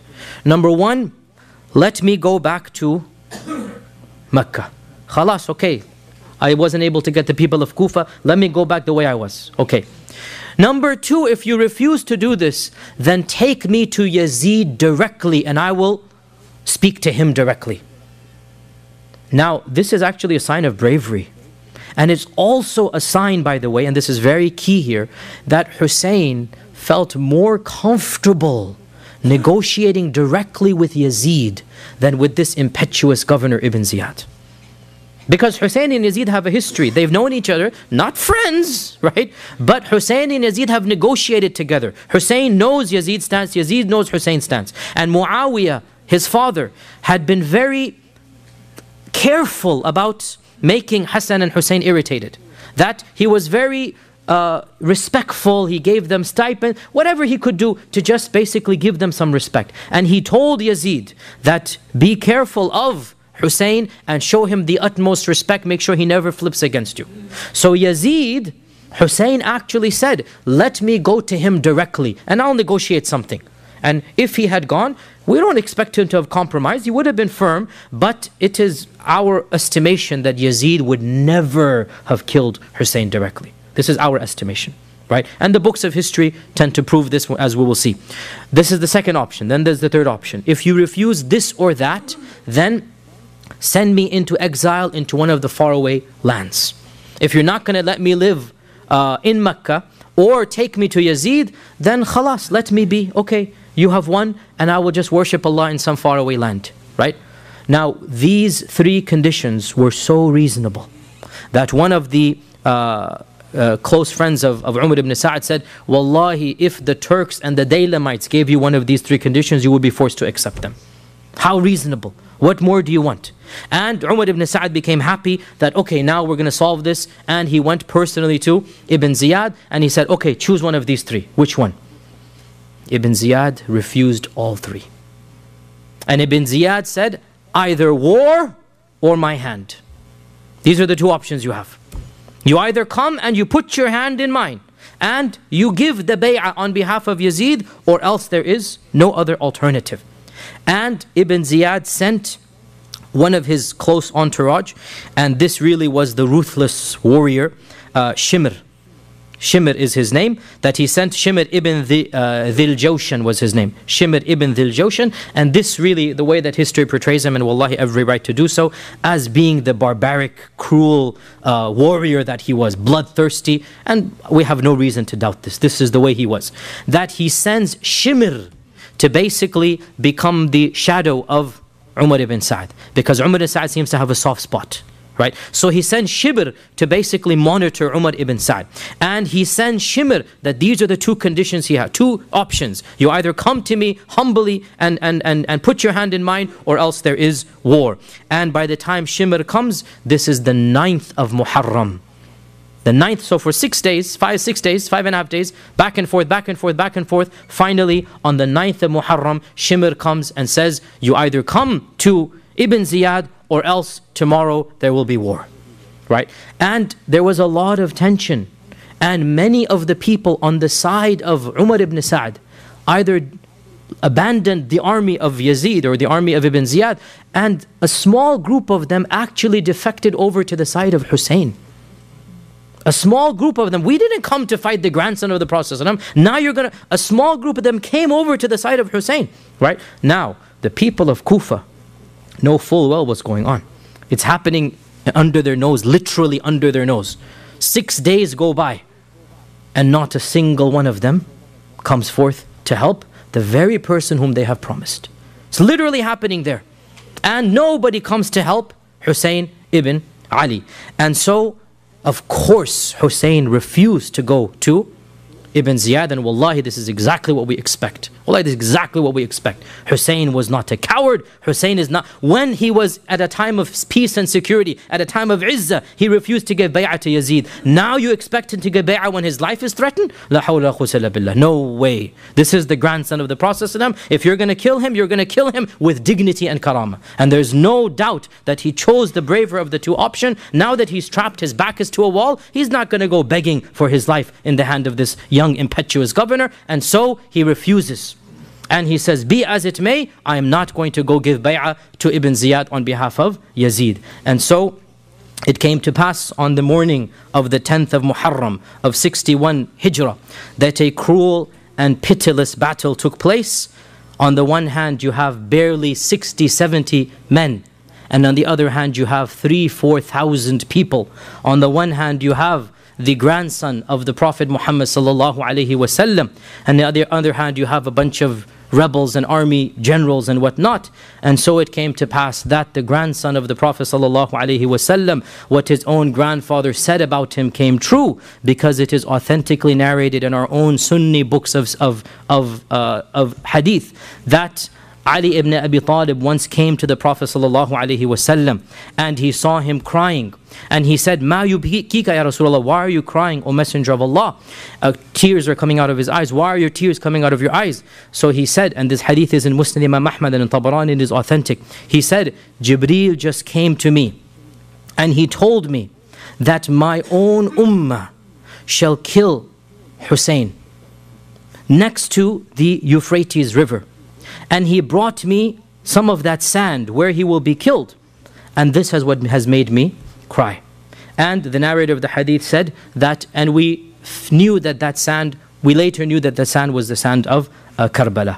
And so the army zoomed in on the camp, the entourage, and there was no warriors or fighters here. These are just a small group of men, most of whom are Ahl-al-Bayt. And Hussein in the beginning was protected by the Ahl-al-Bayt and they fought on his behalf. But one by one as they were killed, and Hussein is left standing. And in the very final act, Hussein kept on charging on. And who amongst them would dare come forth and raise a sword against the grandson of the Prophet ﷺ? And so everybody was just trying to avoid his own sword, Hussein's sword. Who's going to raise his hand? Until it was that infamous, that evil, that brute, it was Shimr ibn Abi Jawshan that gave the commands to attack. And Shimr led a small group of 3 or 4 people, along with the person they say who actually dealt the actual final blow. His name is Sinan ibn Anas, somebody in the books of history, Sinan ibn Anas, who gave him the final death blow. And as a final act of brutality, Shimr and Sinan, they cut off the head of Hussein ibn Ali ibn Abi Talib, and they sent it to Ibn Ziyad on a plate as a gift. La hawla wa la quwwata illa billah. And Ibn Ziyad, when he got this plate with the head, and this is the first time in Islamic history such a barbaric jahili act was done. This is the first time ever this was done, and it shows you the mentality of the people who did this. And when Ibn Ziyad got this head on a plate, he took a stick and he began poking the head of Hussein and saying things, vulgar things. And Anas ibn Malik was there in Kufa at the time. He was an old man, Anas ibn Malik, the famous Sahabi. And he could not stand this. And he stood up in the gathering and he said, "Wallahi, I saw the Prophet ﷺ kiss those very lips that you are now hitting with this stick. La hawla la quwwata illa billah." And he said that nobody resembled the Prophet ﷺ more than Hussein. And wallahi, our hearts cry for Hussein. And wallahi, we are the Shia of Hussein, the real Shia of Hussein. And wallahi, I swear by Allah that if we had been there, we would hope to Allah that we would defend the grandson of the Prophet ﷺ against anybody who dares raise his hand against him. Wallahi, we are the true Shia of Hussein. And those who killed Hussein, they will have to answer to Allah for one of the worst murders committed. This child that the Prophet ﷺ played with, and he put him on his back, and he kissed him all over, and now his head is on a plate, and Ibn Ziyad is poking it. Anas ibn Malik could not stand this, and he said, "This very lips that you are making fun of and you are poking, I saw the Prophet ﷺ kiss those very lips." And he said that Hussein resembled the Prophet ﷺ most in his manners. And there are some reports as well that Ibn Ziyad sent it to Yazid, but these reports seem to be a confusion. It was not Yazid who poked the face of Hussein, it was Ibn Ziyad. This seems to be the correct version of events. Yazid did not poke the face of Hussein, it was Ibn Ziyad. And in total, over 70 people were killed in the party of Hussein, 15 of them Ahl-al-Bayt, and all of the women and children were protected, none of them were harmed. The only male survivor was the son of Hussein, Ali, known as Zain al-Abidin, Ali Zain al-Abidin. And the reason why he was saved from the massacre, he was sick with a very high fever, and he was in the tent of the women, and he was just tossing and turning in bed with that fever. And so when the massacre took place, he was actually in the tent of the women, so he was basically then spared. And so the progeny of Hussein to this day goes through Ali Zain al-Abidin, and then matters went on from there. Analysis and brief comments before we conclude. What are some of the effects of this massacre? Many effects. Most importantly, 4 years after the death of Hussein, 65 Hijrah, the people of Kufa, who call themselves Shi'atu Ali, this is the origin of the term, Shi'atu Ali, we are the party of Ali. they kept on feeling guilty, guilty, guilty for what they had done. And in the 65th year of the Hijrah, on the 10th of Muharram, a group emerged from amongst them who called themselves the Tawwabun. We're sorry, the repenters. And they made it their duty to extract vengeance on those who had killed Hussein. And they said they're going to kill everybody who participated in the massacre of Hussein. And on their way to Syria to kill Ibn Ziyad, they passed by Karbala. And of course the body of Hussein is most likely buried in Karbala. And they spent the whole night lamenting and crying and singing poetry and beating themselves. Why? For having failed to protect Hussein when Hussein needed their help. And with this incident, we can mark the beginnings of theological Shi'ism. Up until this point in time, Shi'ism is a political movement. Political. They don't say that the Ahl-al-Bayt are this and that. They don't say that Abu Bakr. No, all of this is not there. It's just Umayyads versus Ahl-al-Bayt. And these are pro-Ahl-al-Bayt and anti-Umayyad. That's it. With this incident, slowly but surely, theology got added into it.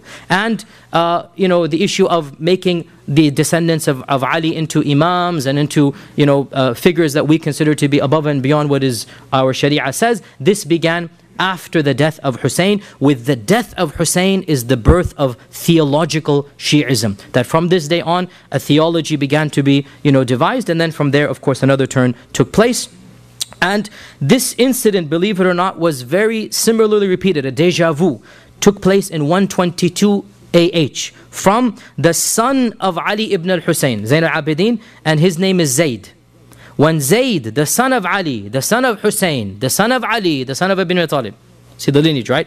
Zayd was once again in Medina, and the people of Kufa promised him the same thing. His older relative said, don't go, don't go, don't go. And Zayd said, no, this time is going to be different. So in 122 AH, Zayd did the same journey from Medina to Kufa.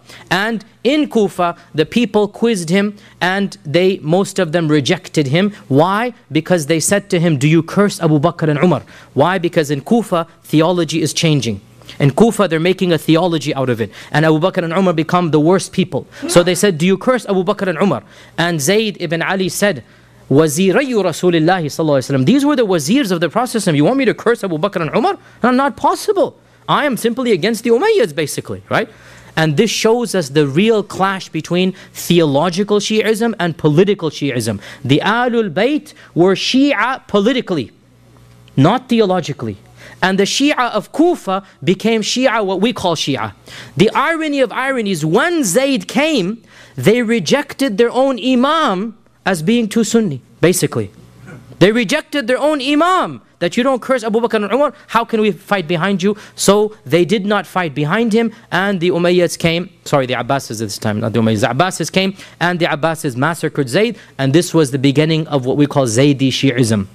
Zaydi Shi'ism is a different branch of Shi'ism. It is still strong and powerful in Yemen. The only country in the world where you have Zaydi Shia is Yemen. And you have the Ithna Ashari Shia, which is the Shia of Pakistan and Bahrain and Iran and Iraq. This is 12er Shi'ism. You compare the doctrines of Zaydi Shi'ism with 12er Shi'ism, and you see the reality between political Shi'ism and theological Shi'ism. Zaydi Shi'ism respect Abu Bakr and Umar. Zaydi Shi'ism does not curse the Sahaba. Zaydi Shi'ism don't consider the Imam to be infallible and there's one Imam and Allah. All of this is not there in Zaydi Shi'ism, right? Zaydi Shi'ism is the real Shi'ism of the Ahl al-Bayt. There's no theology that the 12er Shi'ism went a whole different way. And that's the story beyond the scope of this. The final point, and it will take 5-10 minutes, the final point. Who is to blame? Who is to blame for the massacre of Hussein? The Sahaba that were alive at the time, they knew exactly who to blame. The companions squarely placed the blame on the people of Kufa. The number one culprits were the very people who claimed to be the partisans of Ali. And it is authentically narrated in the books of hadith, not even the books of history. Muslim, Imam Ahmad, Tirmidhi, we have these in the books of hadith. That when Salama, who is Salama? The wife of the Prophet ﷺ, when she heard of the death of Hussein and the martyrdom of Hussein, she said, may Allah's la'na be upon the people of Iraq. They were the ones who murdered him. قَتَلُوهُ قَاتَلَهُمُ اللَّهُ. They killed him. May Allah subhanahu wa ta'ala curse them. They seduced him. They promised him. And then they abandoned him right at the very end. And we have the even more famous narration of the senior most Sahabi, who is Abdullah ibn Umar, the most respected of the Sahaba alive. He's not pro-Yazid. He doesn't like the Umayyads. He doesn't like the politics going on. And the famous, this hadith is in Bukhari. This hadith is in Bukhari and Muslim. What is it? When a group of Hujjaj came to Mecca, right? And Ibn Umar was there. And they said, oh, this is Umar, let's ask him a question. So one of them comes and he says, oh, Ibn Umar, if I swat a mosquito and the blood comes, is my ihram broken? Now, remember in ihram, you're not supposed to hunt, right? So, and of course, I mean, Sunni fiqh, I don't know any fiqh. Mosquitoes are not hunting. You don't hunt mosquitoes, right? So you can swat a fly and mosquito. So if I swat a mosquito, do I have to pay dam fidya for this blood? And he was shocked. He goes, where are you from? He said, from Kufa, from Iraq. He said, wa ajaban. Amazing are you people. Amazing are you people. You kill the grandson of the Messenger of Allah sallallahu alaihi wasallam. You murder him. And now you come and ask me about the blood of a mosquito? Now who is he blaming? The people of Kufa. And wallahi, this is crystal clear. And we have to say this no matter how painful or awkward it is. This is the truth. And that is why this group beats themselves to this day. This is the truth that nobody can deny. And the Sahaba that were alive, none of them is pro-Yazid. Wallahi, it's impossible for a believer to be pro-Yazid. But being anti-Yazid doesn't necessarily mean we agree with everything that happened there. No, not at all.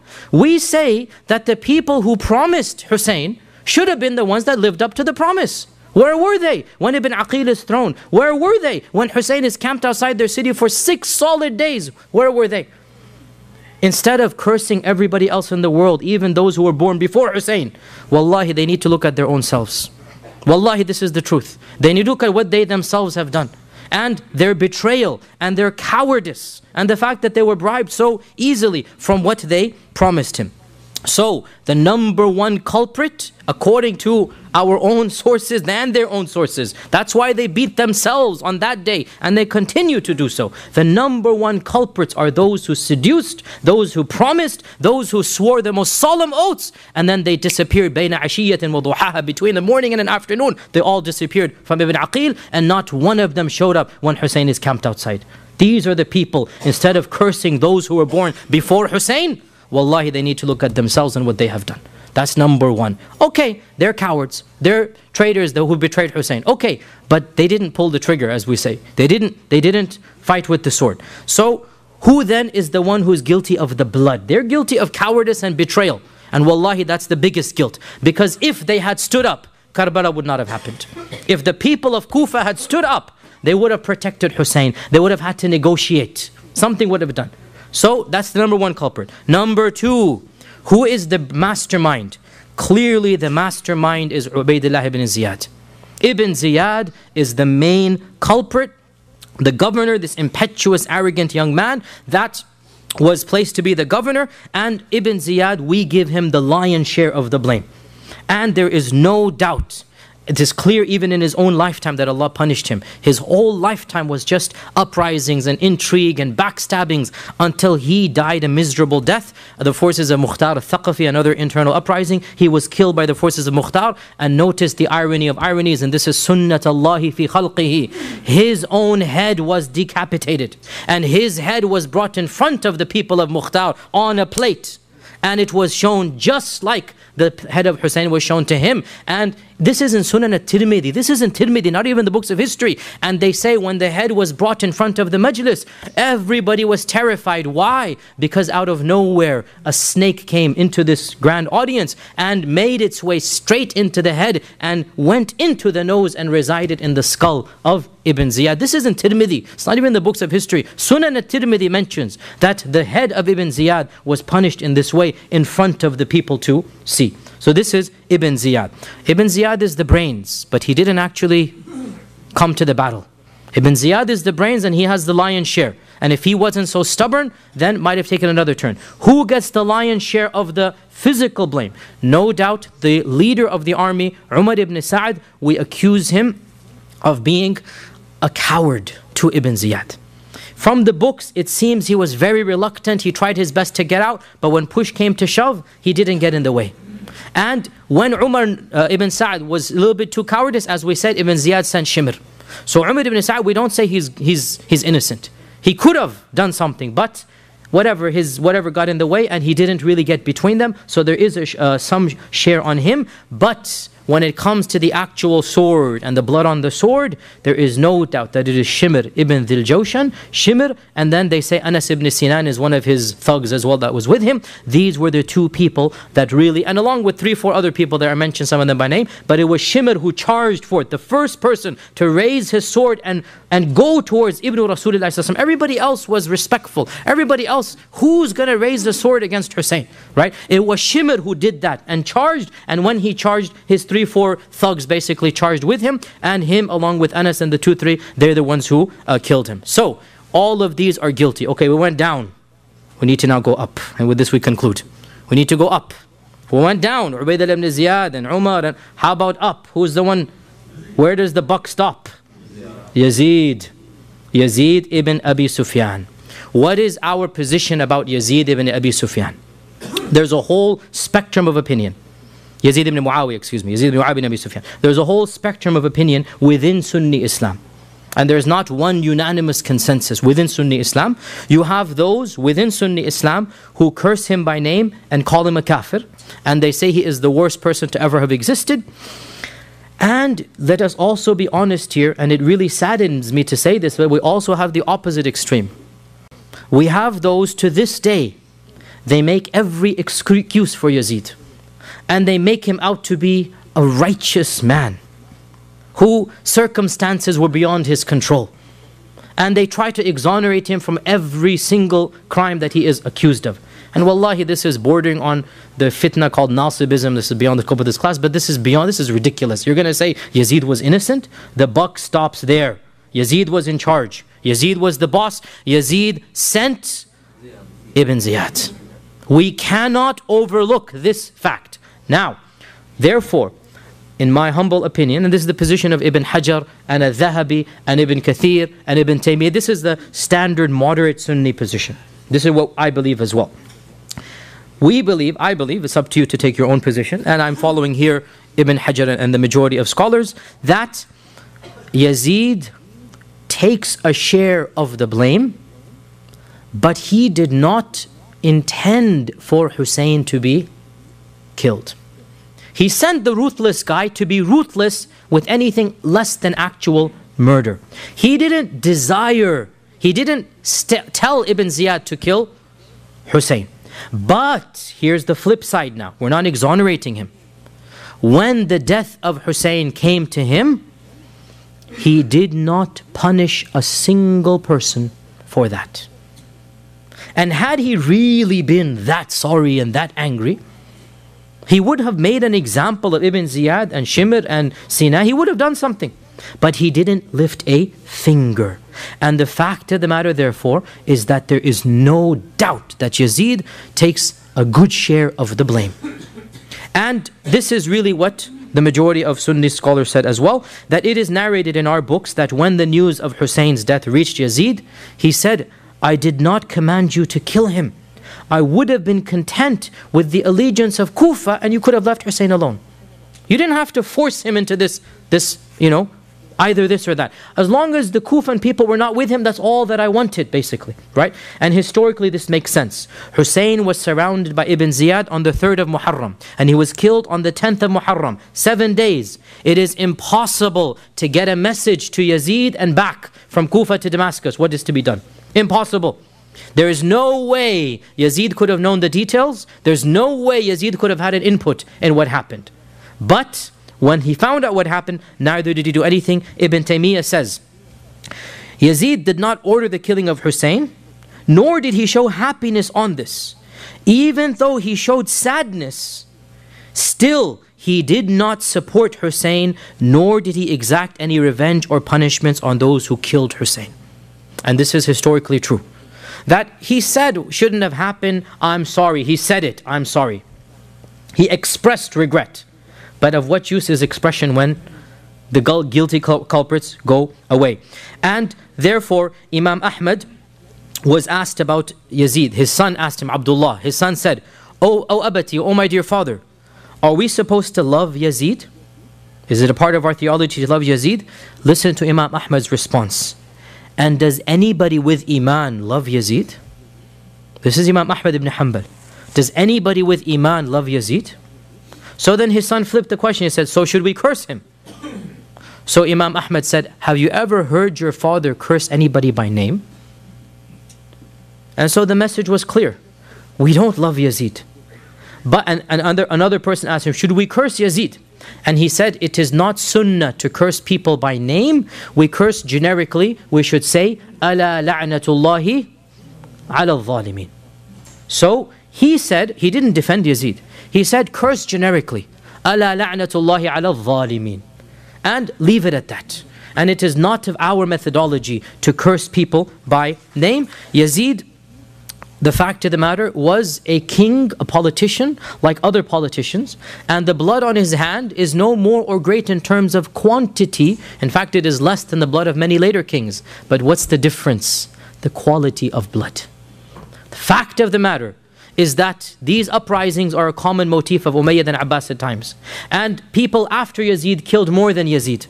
But the people that Yazid killed are not your average people. They were the grandson of the Prophet ﷺ. Ibn Taymiyyah says, we are just in this regard. We don't curse him. And he was like the other kings. He had good and he had bad. And in our religion, Allah will accept the good, and his affair with Allah, he might be punished for the bad. We leave his affair to Allah subhanahu wa ta'ala, and we do not curse him by name. We may say, Ala la'natullahi ala al-zalimin. And we leave it at that. And a final point is that, no doubt we love Hussein, and we are saddened by his death. But our love for Hassan is greater than our love for Hussein. And the ahadith about Hassan are more than the ahadith about Hussein. And it is authentically narrated in Bukhari that once the Prophet was giving a khutbah and Hassan walked in and he tripped and he fell down. And the Prophet stopped the khutbah and came down and picked Hassan up, and he kissed him on the mimbar. And he said that I could not bear to see my son fall down. And then he said, Inna bani hadha sayyid. This son of mine shall be a true leader. Even if Muawiyah doesn't consider him a leader, the world considers him a leader. He is the Sayyid over and above Muawiyah. This is something we have no doubt about. This son of mine is the Sayyid. And perhaps Allah will bring reconciliation between two large groups of Muslims through him. Hassan was the better of the two men. Hassan, again Muawiyah meaning, Hassan and Muawiyah. Hassan was the one who stood up and said, no more bloodshed. You want the power? Take it. I'll retire. I don't want Muslims to be killed. This was maturity. This was Iman and wisdom. And Hussein had Iman, but the wisdom of Hassan was more than Hussein. And this is what we believe, that Hassan had the more wise methodology, and Hussein no doubt was a brave man, and he did what he did. And Allah Azza wa Jal will accept from him his martyrdom, inshaAllah ta'ala. To conclude, the tragedy of Karbala is a great tragedy. Our hearts bleed for the death of Hussein. But the tragedy of Karbala is a historical tragedy, not a theological one. The fact of the matter is that the murder and assassination of Uthman ibn Affan caused more harms to the ummah, and more doors of fitna were opened up than the murder and assassination of Hussein ibn Ali. And our love for the Ahl al-Bayt does not cause us to go to the two extremes. We are between the two extremes. We love them for the love of Allah subhanahu wa ta'ala, and we are angry at all those who oppose them. And we say to those who abandon him at the very last hour, you are the primary culprits in the death of Hussein. Don't curse Abu Bakr, don't curse Umar, don't curse Uthman. You were the people who abandoned the very person whom you promised to help. You have the lion's share of the blame, and therefore this is something that we clearly and firmly believe. And I conclude by saying that we are the true followers of Ahlul Bayt. We are the true lovers of Ahlul Bayt. We are the true Shia of Ali ibn Abi Talib. We go between the two extremes, and we pray that Allah subhanahu wa ta'ala extols their ranks and causes them to enter Jannah, and causes us to be along with them in Jannah. Allahumma salli ala Muhammad wa ala ali Muhammad kama sallaita ala Ibrahim wa ala ali Ibrahim innaka Hamidum Majid. And with this, my dear brothers and sisters, the fact of the matter is, wallahi, I've gone way beyond what I need to. We need to break in 5 minutes, so I will just take 2 questions inshaAllah ta'ala, and then we need to break. I do apologize, but we are late and we also have to pray Asr. We are late for Asr. So just 2 questions. The first question we have, that what happened to the head of Hussein? What happened to the head of Hussein? So the head of Hussein, there's a whole treatise written by Ibn Taymiyyah called the treatise on the head of Hussein. And what appears to be the case, inshaAllah ta'ala, is that the head of Hussein was sent to Yazid wrapped in a silk cloth. He did not dishonor it, and he handed it to the family of Hussein, and the family of Hussein took it to Medina, and they buried it in Baqi' al-Gharqad next to the body of Hassan. So the body of Hassan and the head of Hussein, they are buried in Medina. This is what seems to be the strongest opinion, and Allah subhanahu wa ta'ala knows best. And we also have a question over here, that is the salvation of a Muslim dependent upon acknowledging the martyrdom of Hussein? So we said before, the martyrdom of Hussein is a historical tragedy of the highest magnitude, but it is not a theological issue. It is a historical tragedy, and our heart bleeds historically for what happened. But our theology, our aqeedah, our fiqh, our laws do not change by the death of Ali or Hussein or Uthman or any of those Sahaba who passed away. Our aqeedah does not change at that, and therefore their martyrdom will be accepted by Allah subhanahu wa ta'ala inshaAllah, but it is not something that changes our beliefs and our theology, and Allah subhanahu wa ta'ala knows best. I do apologize that there's no time for more questions, but we really do have to conclude. And so with this, wa akhiru da'wana alhamdulillahi rabbil alameen, wassalamu alaikum wa rahmatullahi wa barakatuh. Yes? Wa alaikum assalam. Before you go, I wondered if you could just speak on your topic for Summit, being that you're going to be coming to the UK, inshallah. So I will be teaching a class in England for Ilm Summit in the month of December. It is an intensive class about the development of political and theological Shi'ism. And we'll talk about this from an academic manner, about what exactly happened and how these changes came about, and how did these ideas come about the Imam and being the Ma'soom and infallible, and the evolution of all of these ideas. We will talk about it bit by bit and go into the history of the evolution of Shi'ism and go down every single branch, the 12 Shi'ites, the Zaydis, the Fatimites, the Ismailis, the Aga Khanis, the Duruz, every single group, the Nusayris and Alawis, how do they differ? We'll talk about it historically and theologically, and inshaAllah we'll talk about it in an academic manner, not an emotional manner, as you even saw today. Inshallah, we are talking about this in an academic style, and our goal is not to incite hatred or animosity. Our goal is to preach what we believe to be the truth. Wa jazakumullahu khairan. And with that, Ammar, I need to hang up over here because it's time for the salah. So wassalamu alaikum wa rahmatullahi wa barakatuh.